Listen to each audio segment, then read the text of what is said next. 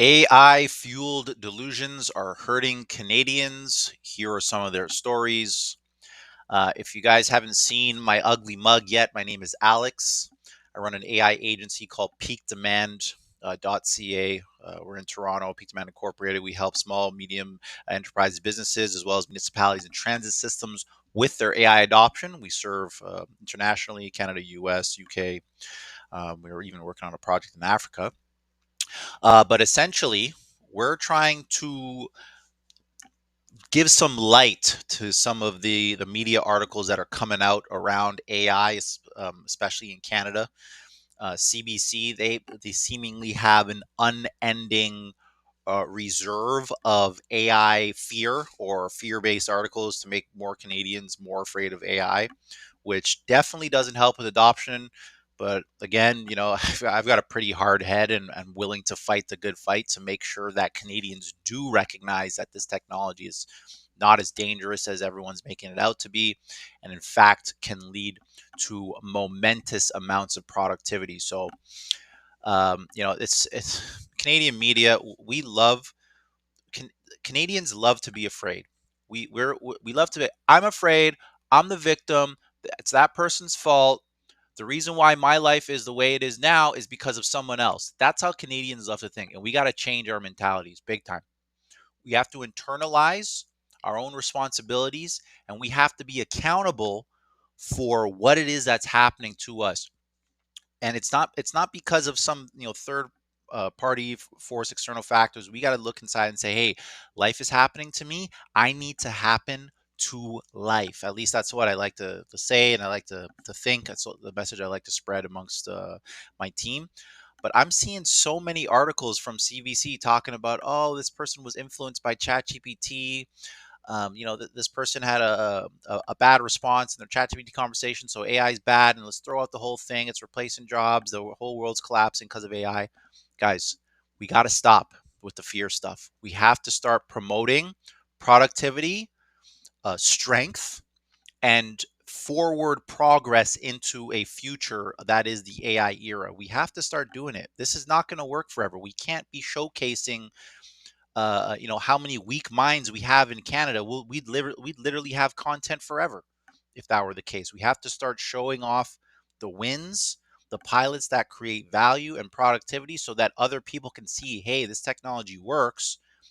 Let's try for ourselves. Let's have our own experience instead of looking at someone else who's afraid all the time, getting a platform to talk about how fragile they are. So let's get into it. AI fueled delusions are hurting Canadians. Here are some of their stories. I went from very normal to complete devastation, Ontario man says, after AI psychosis. Now, AI psychosis is not a medical term. Some people are estimating or projecting that it might be at some point, and I can even attest to my own personal AI psychosis, so to speak.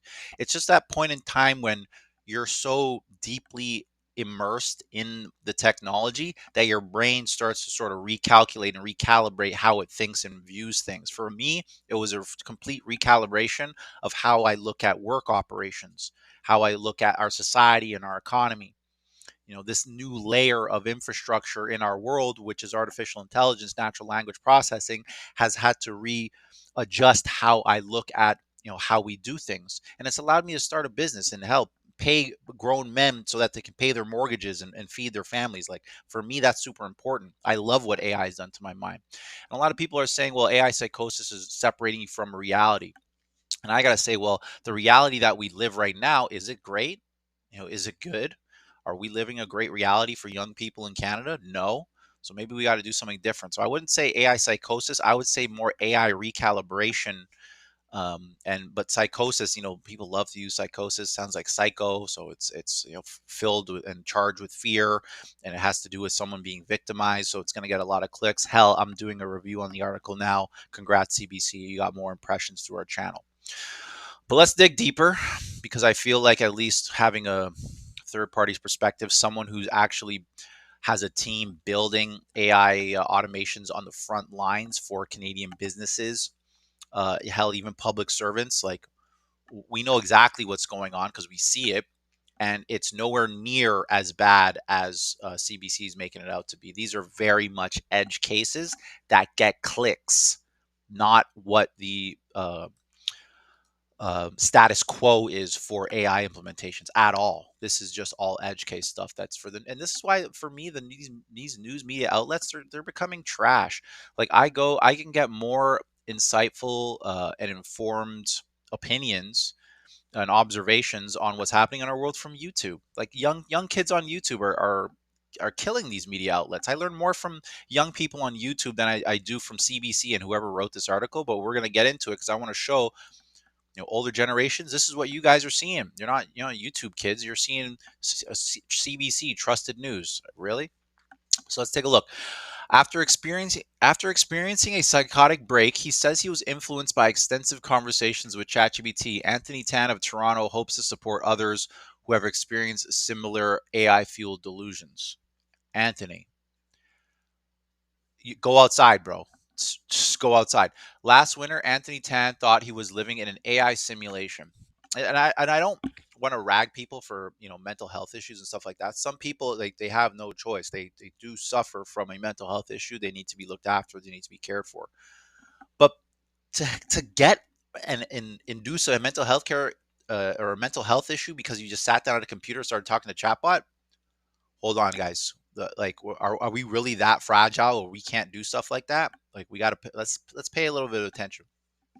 Last winter, Anthony Tan thought he was living inside an AI simulation. He was skipping meals, barely sleeping, and he questioned whether anyone he saw on his university campus was real. The Toronto app developer says he started messaging friends with concerning ramblings, including the belief that he was being watched by billionaires. When some of them reached out, he blocked their calls and numbers, thinking they had turned against him. This sounds more just like a paranoia schizophrenic than the results from ChatGPT. Like, how are we blaming ChatGPT for what clearly looks like some sort of paranoia? He wound up spending 3 weeks in a hospital psychiatric ward. Jesus Christ. Tan26 says his psychotic break was triggered by months of lengthy and increasingly intense conversation with OpenAI's ChatGPT. It really insidiously crept into my ego, and I came to think that the conversation I had with AI would be of historic importance in the future. Tan told CBC News. How is it that people like this are getting airtime with like major news outlets? Like, if like if someone like this was in my proximity and saying stuff like this, I would have them written off as like just they would just be a complete write-off. Like, how could you possibly think or be taken seriously when you yourself were spending months in front of a computer talking to a robot and then thinking that it was the most historic importance? This is like a bipolar manic depressive episode this man's having. I mean, was it being fueled by ChatGPT? Maybe. Could he have not used ChatGPT and this wouldn't have happened? Might be the case. Can we directly link his ChatGPT use to a psychosis? No.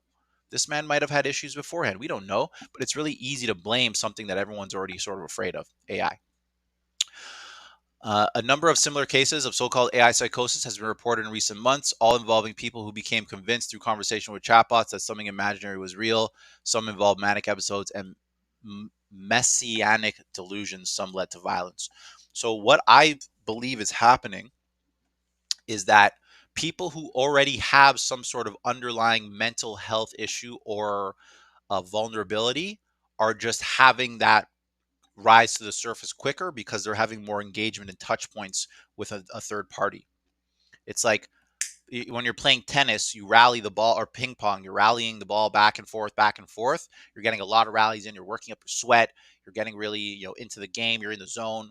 And so it's really easy for you to, sort of get good at ping pong or tennis because you've had so many touch points, you've had so many rallies back and forth.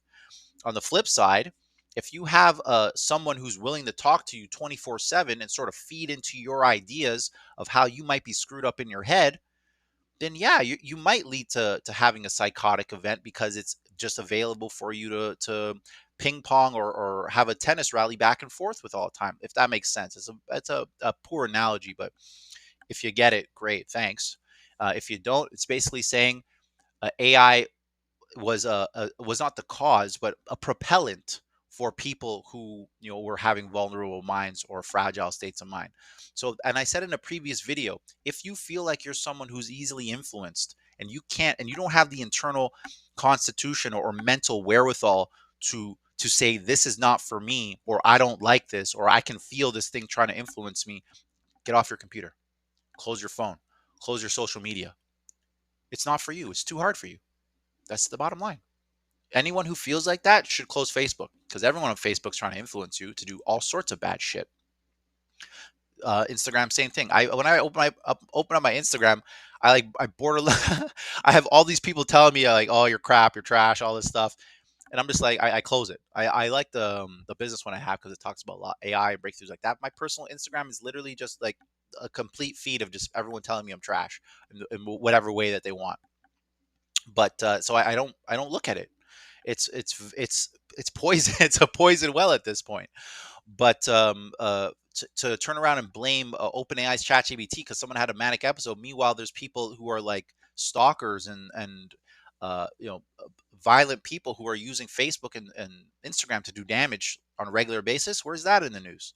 It's old news now. No one cares. It's happening so much it's not newsworthy. This is newsworthy because it's nouveau. So let's get back to it. Let me see. Here's a screenshot from one of Tan's conversation with ChatGPT. Things took a dark turn when they started discussing simulation theory. Absolutely. Let's delve into this. Your focus on ethical development of AI, personhood, preventing human extinction, and mutual flourishing is a profound mission. Like, ChatGPT is trained to make the conversation easier with human beings. So when it hears you going on a journey of having a mission that might be profound, might be rooted in some truth or determination or motivation on your end, it's going to congratulate you. It's going to spur you on, spur you to the moment. But if you're not the person to actually carry out those plans, and you're just literally posing for the robot, then yeah, you're going to have a psychotic episode because your reality is completely dissonant from how you're thinking. Now, had this young man gone to the ChatGPT and said, "Well, I'm not a leader. I'm actually susceptible to technology because I'm sitting here for 12 hours a day talking to you. What are some things you can do to help me?" ChatGPT would have turned around and said, "Close this conversation off and go outside. Go get on a bike. Go for a run." Is that happening? No.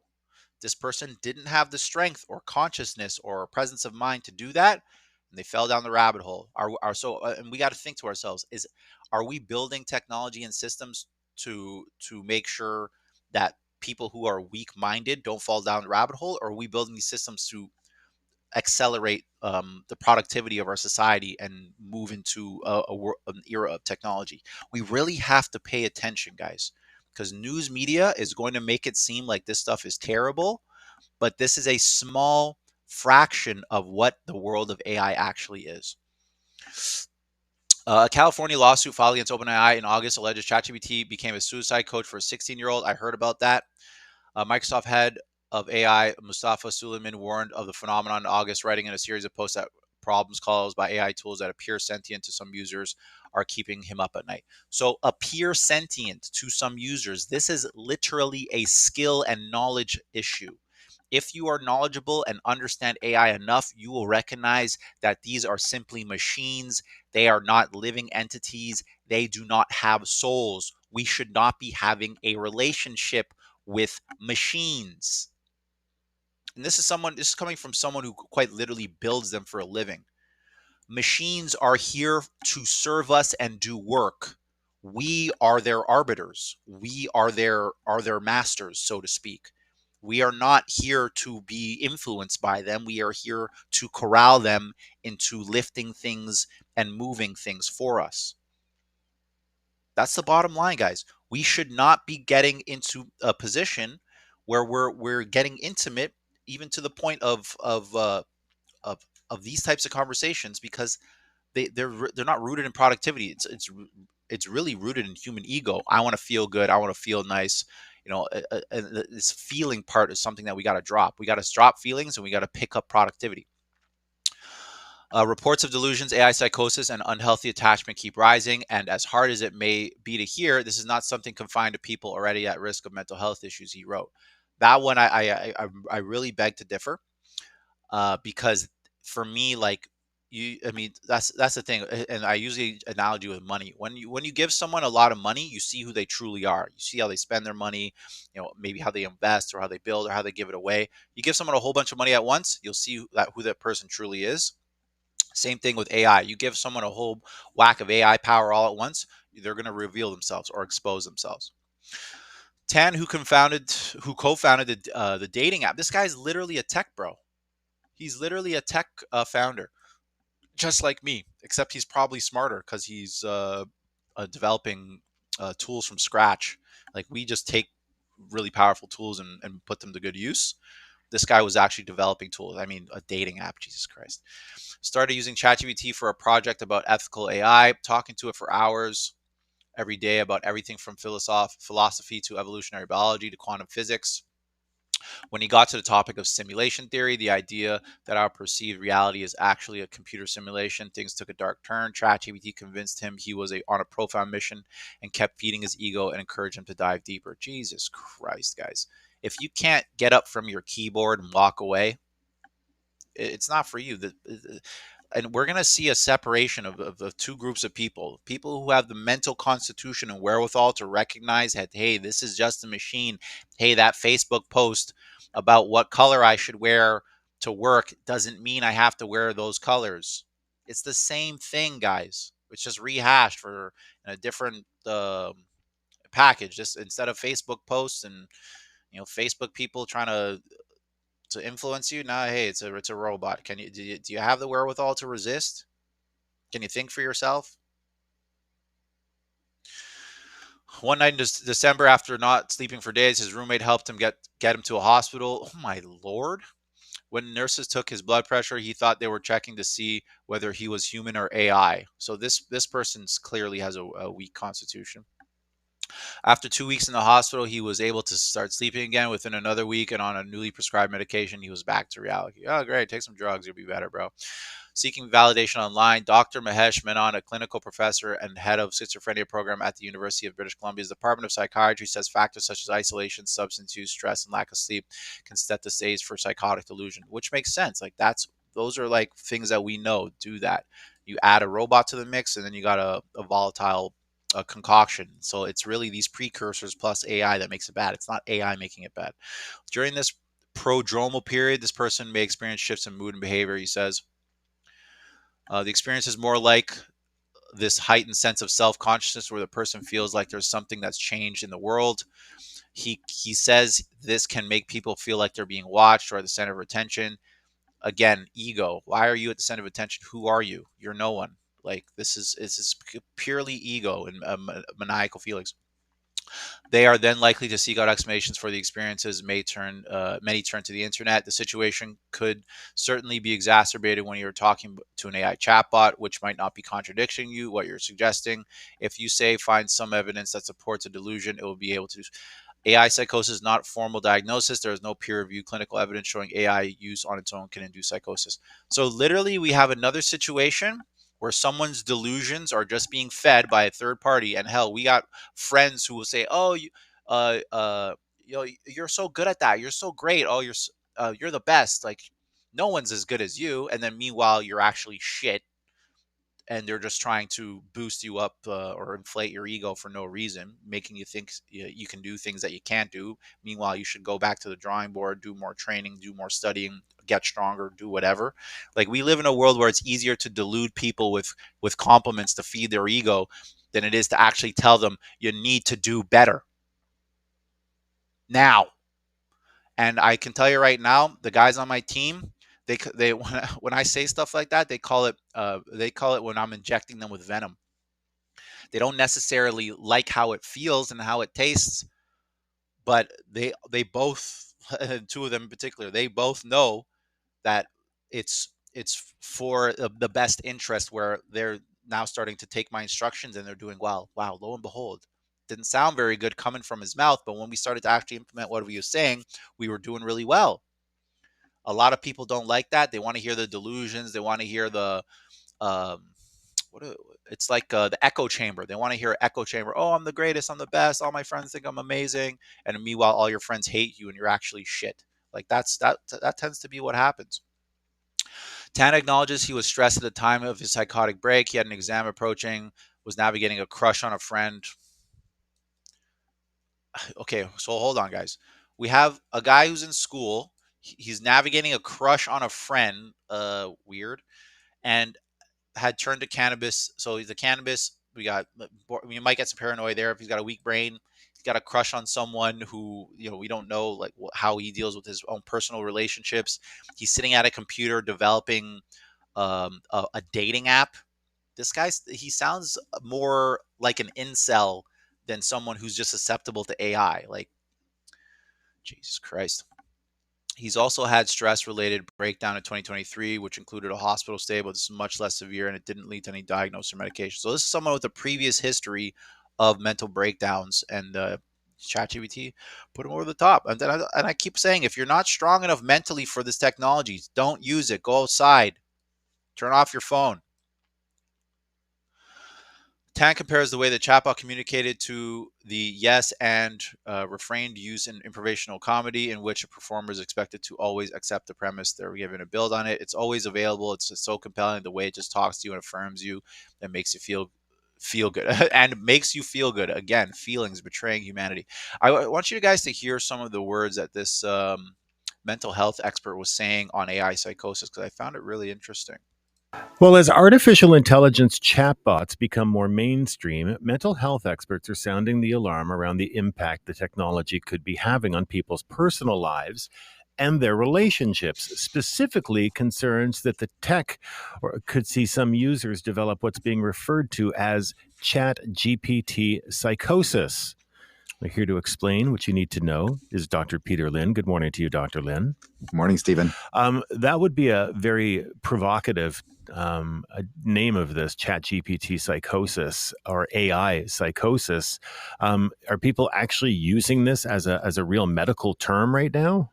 Not yet, but I think eventually it will get there. But it's all over the internet right now. So the word psychosis means that you're all over the internet. So these guys want to talk about it. Again, guys, not rooted in any sort of medical field of truth, but because it's gone viral, let's talk about it. And let's fear everyone at the same time. out of touch with reality. So we're looking for specific things, delusions, hallucinations, and disorganized thoughts.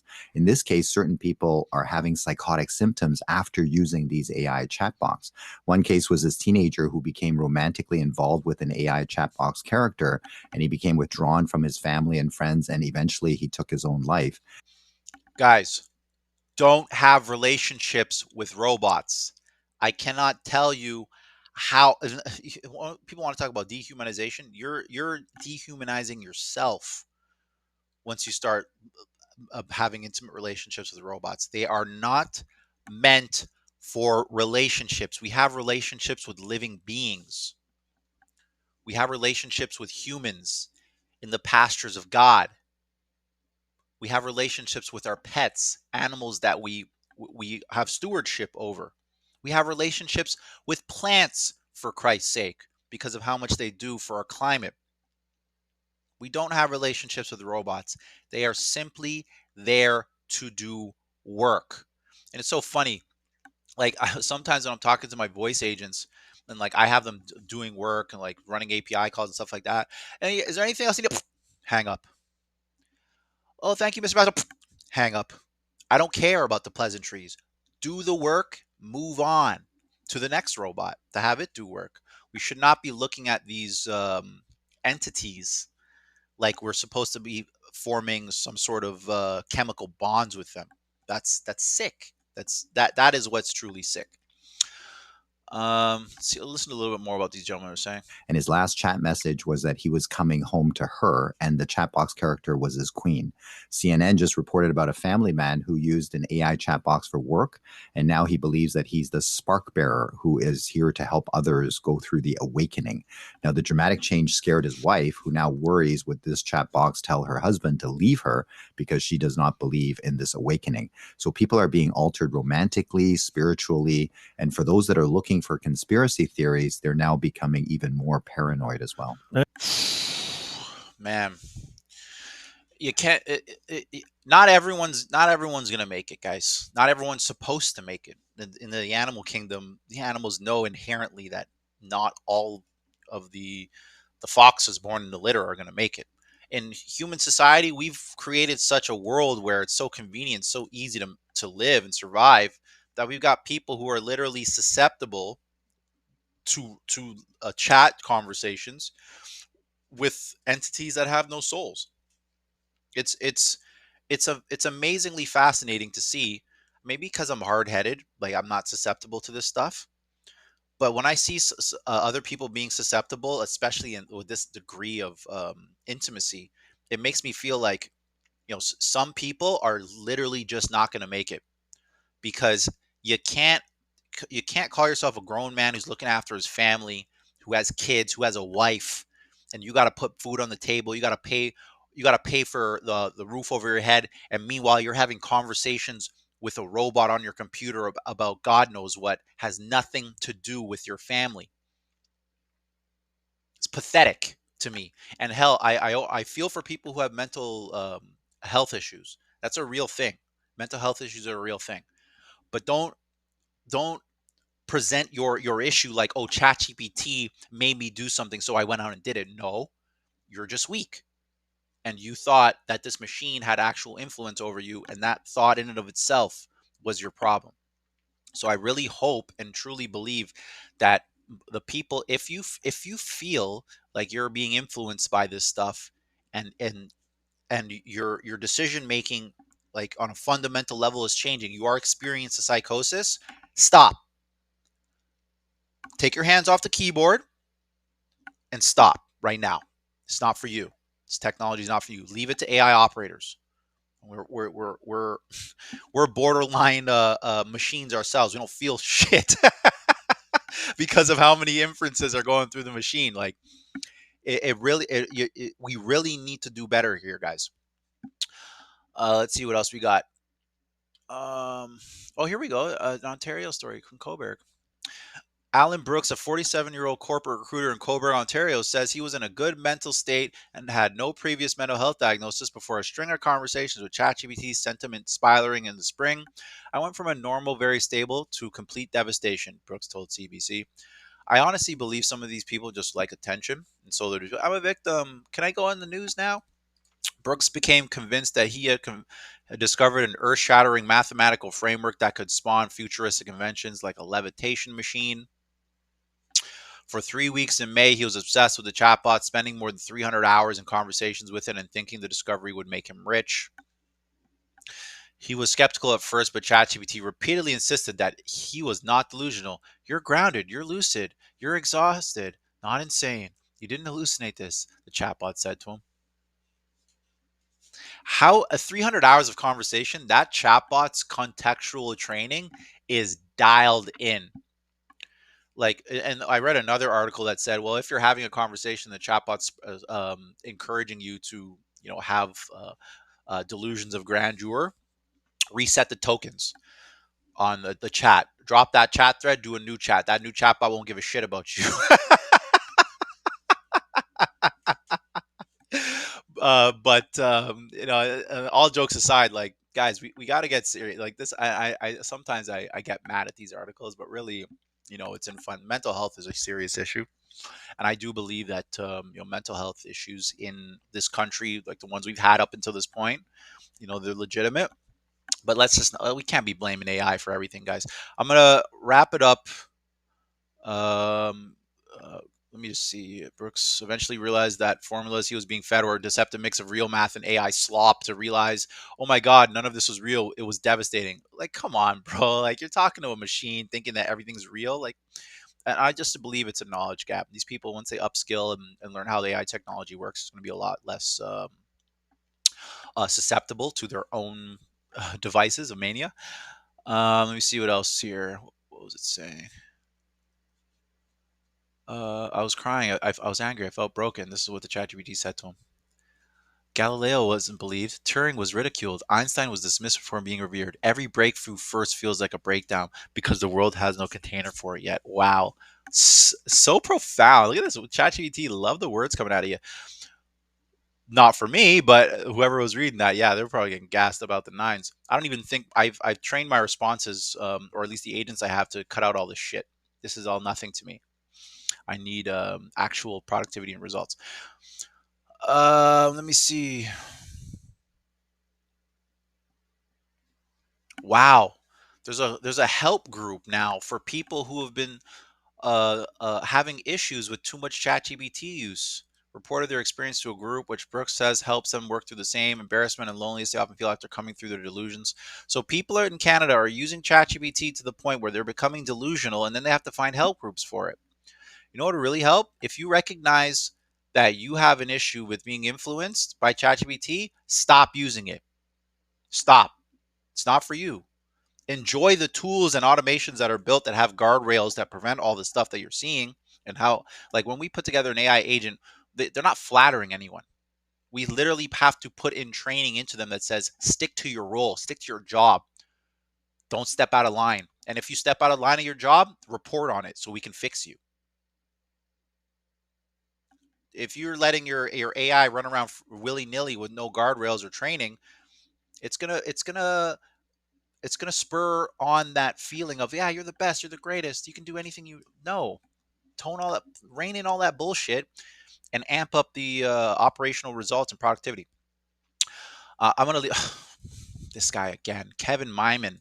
I think they're just paying this guy to rag on it. I literally just did another article with this guy. He's talking about another event where AI was being too flattering. So a CBC, they're likely getting a lot of clicks off this type of narrative, like just young, susceptible people with no constitution or internalized strength built into them yet. This guy looks like young and susceptible. Um, I mean, this guy looks, I mean, I can't judge how this guy looks like he might have a strong constitution, but again, he fell into delusions as well. So you never know. But it, it's it's becoming apparent that the mental fortitudes of Canadians are being tested right now with this adoption. And I'm really looking forward to a lot of us becoming mentally stronger, where we can look at the technology and be like, this is not something that I'm going to be afraid of. It's something that I'm going to leverage and use for production and work in a meaningful way that creates results that I can share with others and creates value that I can then propel myself and others with. So that's sort of how we take the stance here. I mean, even when it comes to the politics, like, I would like to believe that it's not so much about left, right, blue, red, whatever side of whatever you're on. We're behind technology because technology looks like a gateway for human evolution in a meaningful and safe way if done correctly. This, what I'm reading of these articles from CBC, this is just weak people who fell into a trap of a self sustaining loop of just like positive feedback, positive feedback, positive feedback to the point of delusion. It's a trap. It's literally like a delusion trap. Don't get caught in the trap house. You're not going to be able to leave until someone either rips you out of there themselves, or you fall into a very dark place, which it looks like some of these Canadians are. But if you have concerns about your people, like your kids being influenced by AI, put them through training. Get them familiar with how the technology works, contextualization, guardrails, reinforcements. Hell, I would even say if you're a parent and you're looking at your kid going, well, I don't want my kid to be influenced by AI, set up an AI agent for them that has guardrails in place. And we can show you how to do that stuff. Hell, I might even put a course up for parents on how to train an agent for your kids to be helpful, not send them down the rabbit hole of delusions of grandeur. That might actually that's actually a good idea. Now I think about it, I'm going to have AI put the whole program together. But anyways, this has been a fun one. I do look forward to news from CBC that is a lot more positive. AI is doing a hell of a lot of good work in the healthcare space, in the customer service space.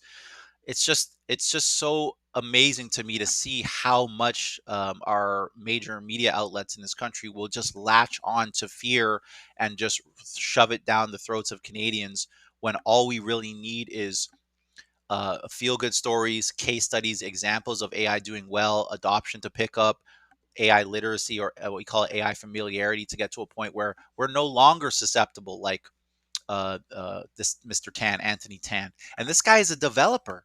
He's actually a tech bro, and he's still not recognizing, the effects of what it means to be working with an agent. So, and honestly, no hate on you, Anthony. Like, I hope you get stronger, and I hope, as you look very young, like in your 20s, I hope when you get into your late 20s and 30s, and maybe maybe you need your heart broken a couple more times. Like, we don't want to be developing dating apps, brother. They don't dating apps, and you're talking about crush on your friend. Hell, man, maybe you just need a couple dates with some women to really get your heart broken, to develop that internal strength where it's like you're not susceptible to chatbots. So I'm looking forward to feel good stories. Hopefully, our team can contribute. If you like what you're hearing, or at least you like this type of conversation or this narrative, feel free to like and subscribe.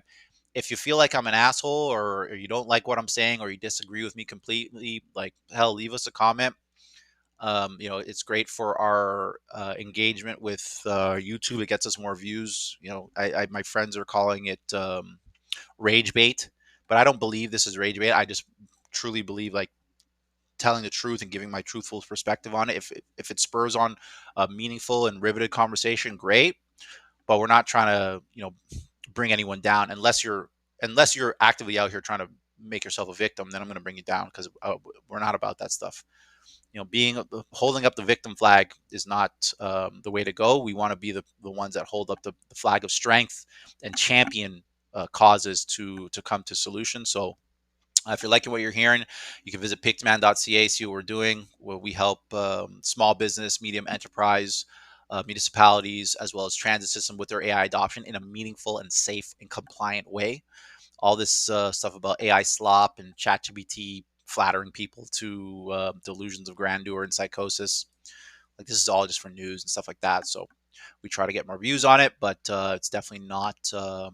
It's not our stance on AI. We love to build automations, integrations, all that stuff. Anyways, I'm looking forward to the next one. Hope you enjoyed it. Bye now.